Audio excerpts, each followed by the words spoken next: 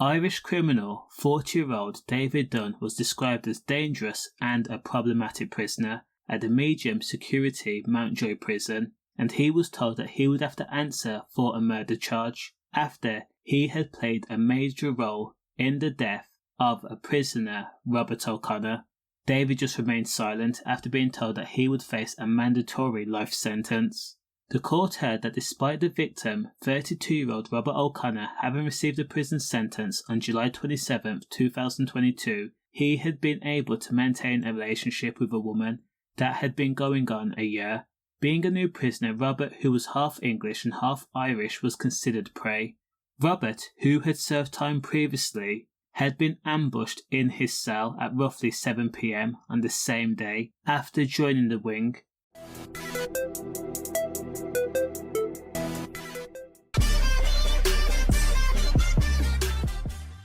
According to evidence, in the attack, Robert's head had made contact with the stone wall and his face resembled the Elephant Man, and Robert O'Connor was struck again and again and again, where he suffered a bloody nose and also a black eye. David Dunne had also made up part of this inmate gang. Now, the alarm was raised and Robert O'Connor was given medical care. Prison officers decided to move Robert off the wing and into protection of Wing C. Just 2 days later, Robert was caught on prison cameras walking the landing before entering David Dunne's cell. Now, David had then followed with a gang of 3 other inmates. Prison staff heard a commotion, what sounded like shouting, screaming, and also bone hitting bone and metal scraping. By the time they had forced their way into the cell, a prison officer went on a stand to explain that David Dunne was in the process of stomping on his victim, Robert O'Connor's head, and not just once. This was a repeated action, purposeful, with intent, and most definitely with malice. Now, David was bent up and then put into segregation. Meanwhile, Robert O'Connor was taken to the hospital, where he was pronounced dead soon after. When David was questioned about the game in his first interview, David told officers that this was a clear case of miscarriage of justice. David told the Irish police that Robert was invited to the cell to have a chat to discuss what happened 2 days ago. However, once there, Robert's demeanour quickly changed when David had asked Robert what happened in this incident. Robert was then decided to do the talking with his fist and then struck David twice. David says he had to retaliate in order to defend himself. Now, David called his hook a dig or a rabbit hook. David went on to say something was wrong previously with Robert, as he'd already looked like he was a man in pain, suffering from the ailments of the incident 2 days ago, where he was attacked by other inmates in his cell on July 27th. Now, sensing a very real intention for Robert O'Connor, David was forced to retaliate, as I said, so he struck Robert. David then took out a prepared statement written on a piece of paper and said the following: "I'm sorry for his family, I really am. I think about it every day and night since this happened. It's killing me inside because he was a good friend of all who knew him.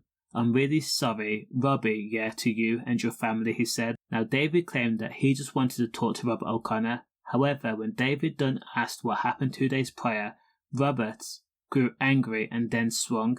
David says that Robert had charged at him.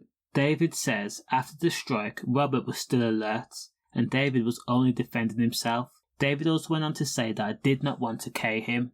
However, in a separate interview, when the police put it to David that a prison officer had witnessed the stomp, David replied by saying that's a blatant lie. Asked to demonstrate a stomp, David refused at first because he denied the stomp ever took place, but he did admit to striking Robert.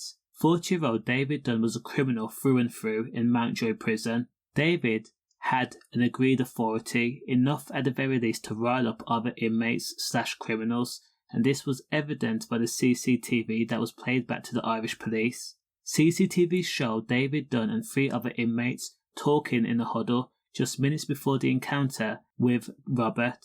Now, David was described as being on edge and animated and very investigative as he looked back and forth, left and right every few seconds. The conversation showed to police that there had been a plan in place. If not murder, then it was to seriously cause pain to Robert O'Connor, because when Robert O'Connor had arrived on David's wing, David had signalled to the other men. As if in unison, a line was formed and each man went into David Dunne's prison cell, purposeful, with intent, and as though knowing something was going to happen. In the confines of that cell, Robert was treated like a crash dummy, a ragdoll, and he was absolutely battered again and again and again and again. Even when he was left on the ground, he was stomped on, with so much force that a pathologist also explained that Robert's brain had rotated in its skull, and functioning nerves were severed and disattached. But again, David Dunne refuted the evidence. He did eventually admit to stomping, but suggested that his intent was again never to kill Robert O'Connor. David had even gone as far to say that Robert was a mate who he had grown up with in the prison system, and the fact that Robert was dead hurt David Dunne's heart.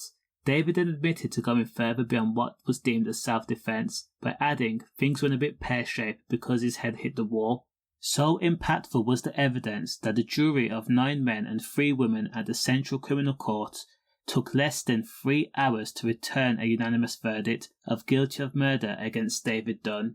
Robert O'Connor's friends and family had to sit there in the court where the pathologist explained that there was pretty much damage done to every part of Robert O'Connor's body. The judge also commented and accused David Dunne of a vicious and unprovoked assault, and says that CCTV evidence suggested an element of coordination in the interactions visible between David Dunne and 3 other prisoners in the minutes before the fatal encounter, and the actual act of the murder had only lasted a few seconds. It was savage, it was brutal, unrelenting, and again with purpose. After the incident, emergency services were called to the prison, and Robert O'Connor was rushed to the mater on July 29th of 2022 by ambulance. He was blue lighted. However, he was quickly placed in intensive care at the hospital and was pronounced dead just 3 days later. In the aftermath of this, all 4 prisoners who were involved were sent to different prisons around the country, a move that was opposed by the people involved.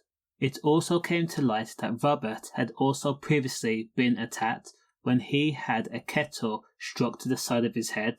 Now, the reasons why Robert O'Connor was targeted so viciously and multiple times has not been established. However, Robert's dad did ask the general public not to retaliate now that notorious criminal David Dunne had been jailed for life and was told that he would have to serve a mandatory life sentence. Again, Robert O'Connor's dad asked for no retaliation to take place, which does seem like there must be a bit of an element into either criminal activity or, at the very least, Robert O'Connor was known in criminal circles. Condolences. Stay safe.